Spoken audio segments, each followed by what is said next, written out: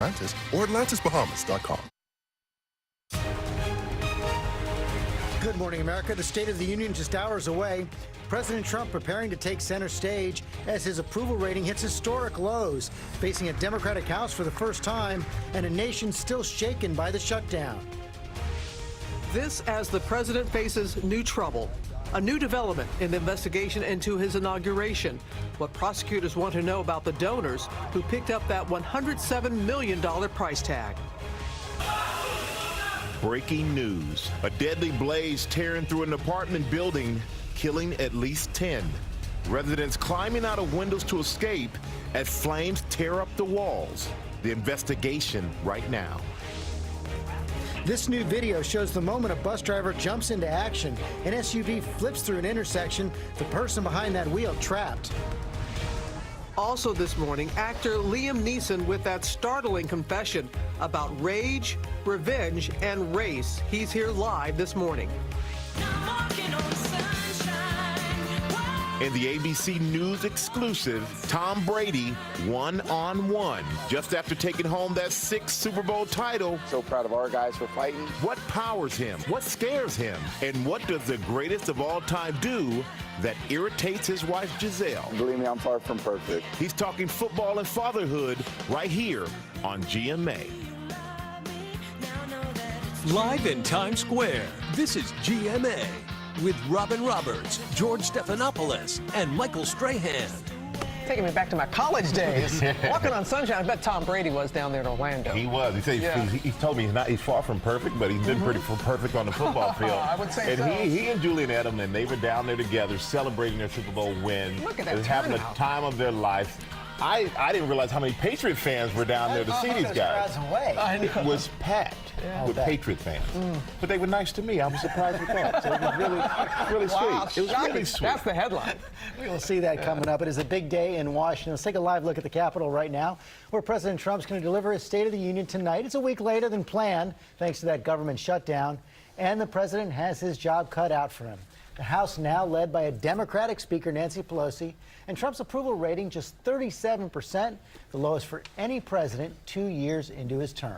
And the big speech, George, comes after that breaking news overnight. ABC News has learned that federal prosecutors in New York have issued a wide-ranging subpoena to the president's inauguration committee, investigating a series of possible felonies over that massive $107 million inauguration fund. ABC's Chief Justice Correspondent Pierre Thomas is going to start us off from the desk. Good morning, Pierre.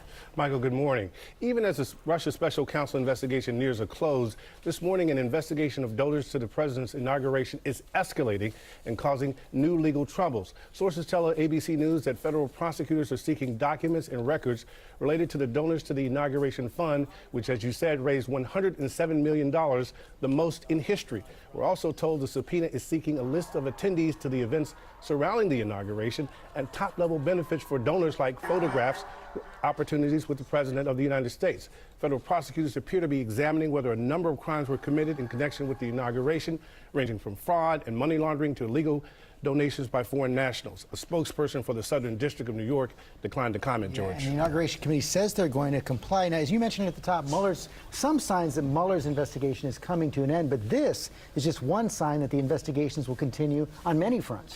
Actually, it is, George. The Southern District investigation will continue, and as we know, Congress is just gearing up to start investigating the President of the United States. Okay, Pierre Thomas, thanks very much. This as the President prepares to deliver his State of the Union address tonight, his first time to a House chamber controlled by Democrats. Our Chief White House Correspondent John Carl, Senior Congressional Correspondent Mary Bruce covering this from both ends of Pennsylvania Avenue. John, let's start with what we know about the President's speech. Aides say he's been working hard on a message of unity.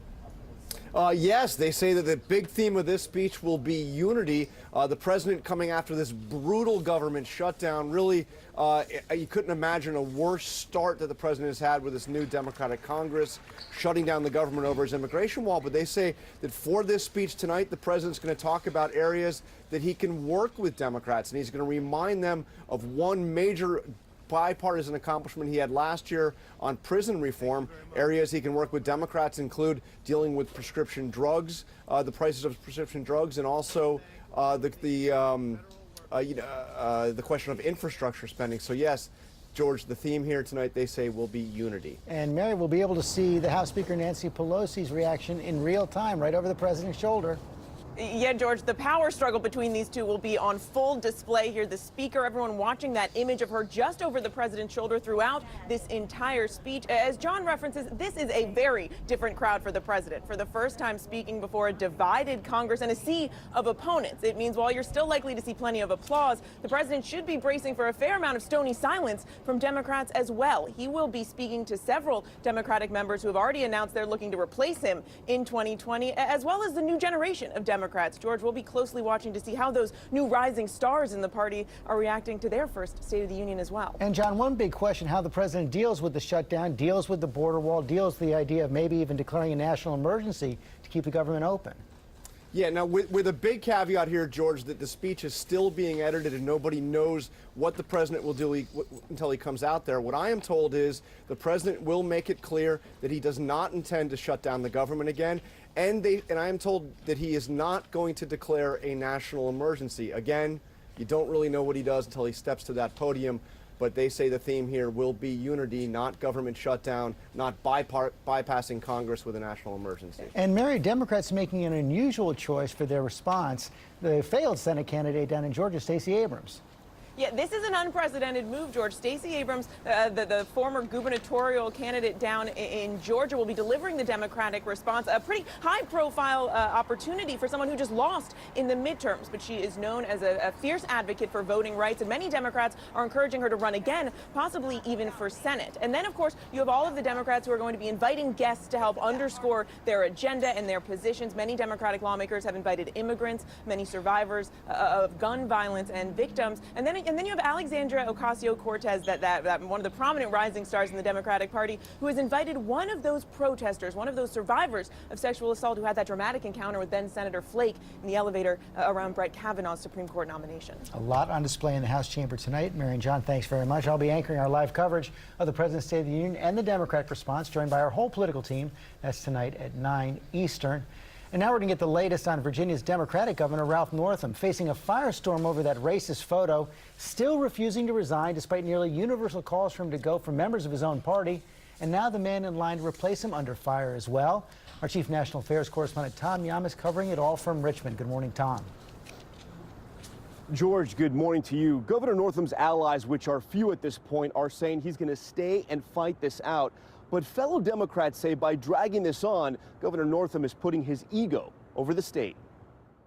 This morning, Virginia Governor Ralph Northam ignoring mounting calls for his resignation, including from fellow Democrats who say he's sticking around only to improve his legacy, not the state. I think he's trying to rehabilitate himself, and there's a place for him to do that, but it's as a private citizen. It's not as governor of Virginia. So you think now this is more about him than about the government? I think it's more about his legacy than it is about the government, yes. Northam's trouble started after this racist photo surfaced from his medical school yearbook page. I believe then and now that I am not either of the people in that photo. But Northam admitting he did appear in blackface when he dressed up as Michael Jackson for a dance contest in 1984. I had the shoes, I had a glove, and I used just a little bit of shoe polish to put under on my cheeks. Right now, Northam is trying to stick to power and asking for forgiveness. If we get to the point where we feel that we're not effective, that we're not efficient, not only for our caucuses but the Commonwealth of Virginia, then we will revisit this and make decisions. Next in line is Lieutenant Governor Justin Fairfax, who says he's ready to lead the state if Northam resigns. There's a lot of uncertainty right now in our government, but we always have to be prepared to assume our roles and responsibilities that are given to us by the Virginia Constitution. But this morning, Fairfax himself is under fire after an unconfirmed report surfaced about an alleged sexual misconduct accusation from 2004, an allegation the lieutenant governor vehemently denies. And this is 14 years ago, and in fact, when we first were, this thing was not only from left field, it's from the planet Mars, because it didn't happen in the way that is described. So the situation down here in Virginia getting even more complicated. Now, back to the governor. What about the possibility of impeachment? State lawmakers said yesterday they don't want to go down that route, that they don't think this meets the threshold for impeachment, which usually has to deal with a mental or physical impairment. They're hoping that the governor does, in quote their words, the right thing and steps down. Robin? We'll see what happens. All right, Tom, thank you. Overseas now to that devastating fire ripping through an apartment building in Paris, killing at least 10 people and injuring dozens more. Residents running up to the roof or climbing out windows to escape. James Longman has the latest. Good morning, James. Good morning, Robin. This was a catastrophic fire in an upmarket neighborhood of Paris. The true scale of the devastation is only really becoming clear this morning. Apocalyptic. That's what firefighters called this huge fire in Paris overnight, which has killed 10 people and injured more than 30.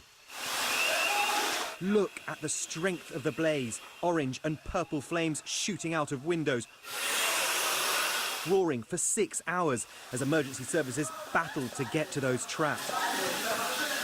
Access nearly impossible. Residents winched to safety, some rescued from the roof.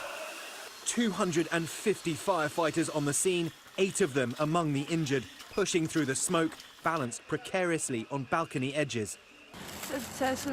This woman says an alarm went off a little after midnight and smoke was already everywhere. Living on the 8th floor, she had to go from balcony to get away, and she says others joined her, huddled up in a corner, waiting to be rescued. And all this, authorities say, possibly started deliberately. The prosecutor saying a woman in her 40s who lives in the building and has psychiatric issues was found in the street and arrested immediately after the fire. Local reports say she may have been drunk and tried to set light to a neighbor's car following a dispute. Many of the injuries are thought to be very serious, and now firefighters face the grim task of going door to door trying to see if there are any more victims, which means unfortunately the death toll could rise. Michael? All right, just devastating, James. Thank you so much. And now we're going to turn to that dangerous weather that's hammering the west right now. Several states are facing avalanche warnings, as much as 9 feet of snow falling in some areas. ABC's Kana Wentworth is in Lake Tahoe, California, with more. Good morning, Kana.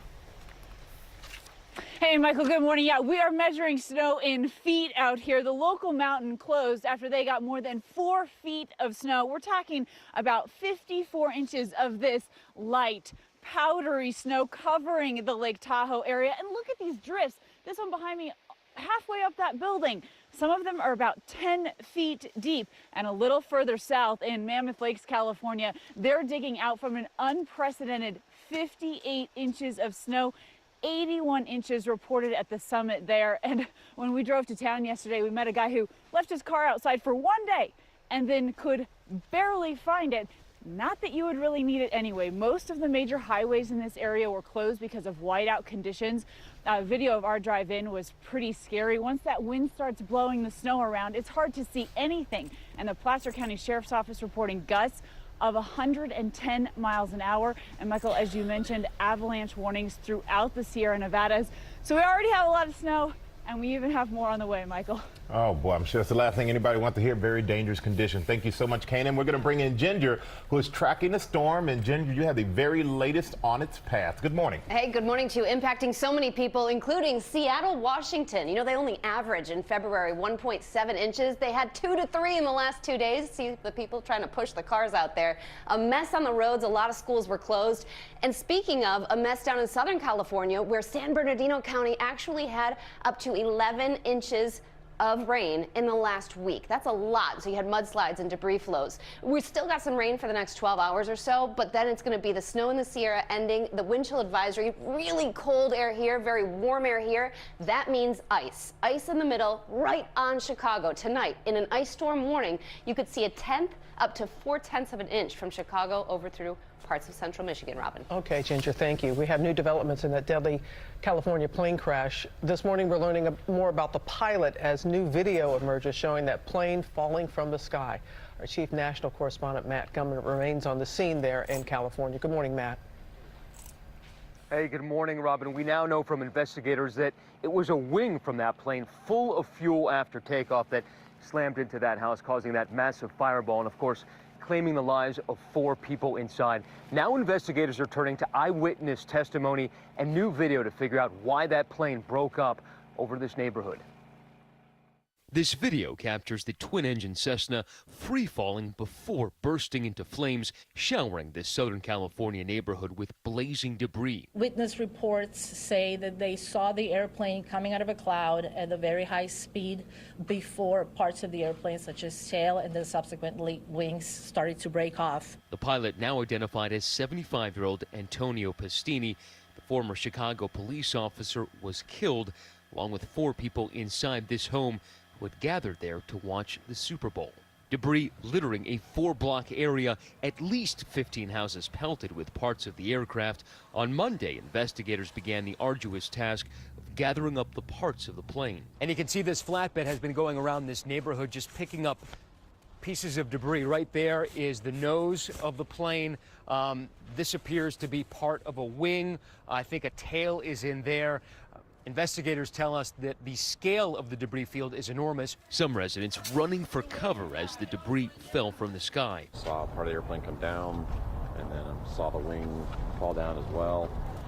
Heard a loud crash. The wing of the plane, which houses a fuel tank, smashing into this home and bursting into flames. Now, all those plane parts we showed you, the NTSB is actually going to take them to a warehouse in Phoenix and literally reconstruct the plane, I'm told. Another factor they're also going to examine is the weather. It has been raining here for days, and it is feared that that pilot became disoriented flying out of a cloud and lost control of the plane. George. Okay, Matt, thanks very much. We have new details now about the attack on Empire star Jussie Smollett. Chicago police have released the incident report written that night describing Smollett's account of what happened. ABC's Alex Perez is covering the case in Chicago. Good morning, Alex. Hey, good morning. That's right, George. Those new details coming from this newly released police report, you can see some parts of it have been redacted. Now, according to report, the actor initially did not want to report the incident, but was convinced by his creative director to notify authorities. Now, the star of the show Empire told investigators his attackers, 2 masked men, actually referenced the show and called him racial and homophobic slurs before battering him in the face, putting a noose around his neck, and pouring an unknown chemical on him. Now, the report says he was bruised and indicates the attackers used hands, feet, and teeth as weapons. The report also reveals that Smollett was sober and was able to show authorities where exactly the attack happened. So far, no arrests have been made. George? Okay, Alex. Still looking for answers there, Michael. Definitely they are. And we're going to turn now to Boston. You can see where the crowds are starting to gather to celebrate the Patriots' latest Super Bowl victory. Number 6, and police say more than 1 million people are expected to line the streets for the traditional duck boat parade today. And with the weather set to be unseasonably mild, the turnout could be even more massive than 1 million people. The Patriots beat the Rams 13-3 for their 6th Super Bowl title on Sunday. And I had a chance to go one-on-one with the man behind all of that, Mr. Tom Brady. He is the greatest quarterback ever. I called him the GOAT. And how did that make him feel? You see, he's a little uncomfortable with that. Yeah, he does. I think he thinks he's going to keep on going and get more. Well, he said at least until 45, right? Did he say until 45, but he doesn't like the attention of being called the GOAT. Right. It's a little different than what you think. I think it's a little more introverted than we give him credit for. Looking forward to your exclusive with him. That's coming up. It's going to be a lot of fun. Okay. That's coming up, and now we got to go back to Ginger. And not just warm in Boston, but warming up in so many places. This is just west of Milwaukee, a river that was totally frozen, and in 2 days it breaks up and it's flowing again. So that's the type of warmth we're talking about. Yes, it's almost spring-like. We had at least a dozen daily records broken yesterday. Today we'll get close to 60 here in New York City. Your local weather in 30 seconds. First, though, the Tuesday trivia sponsored by Verizon Wireless. Hey, Daryl. Hey, Thomas. If you were choosing a network, would you want the one the experts at Root Metrics say is #1 in the nation? Sure. They probably know what they're talking about. Or the one that J.D. Power says is highest in network quality by people who use it every day? This is a tough one. Well, not really, because Verizon won both, so you didn't have to choose. Why didn't you just lead with that? It's like a fun thing. Chosen by experts, chosen by you. And now get Apple Music included on us. It's the unlimited plan you need on the network you deserve. Switch now and get $300 off our best phones. Well, today's going to be your last really nice day to get out. If you're looking for sunshine and the warmth, temperatures here this morning will hit about 50 to 51 degrees by late morning after those sprinkles move out. Some sunshine for your afternoon, 63 by 1 o'clock and 66 at 4 p.m. After today, rain chances are going to go up. We've got a 50% chance for Wednesday, mainly afternoon. Thursday, drizzle and a few showers at 40%, and then 50% for Friday. Once we get the rain on Friday, the front moves through and our temperatures drop for the weekend. Coming up, we got Michael's exclusive with Tom Brady. What scares the greatest of all time? Oh? Almost time for me to go.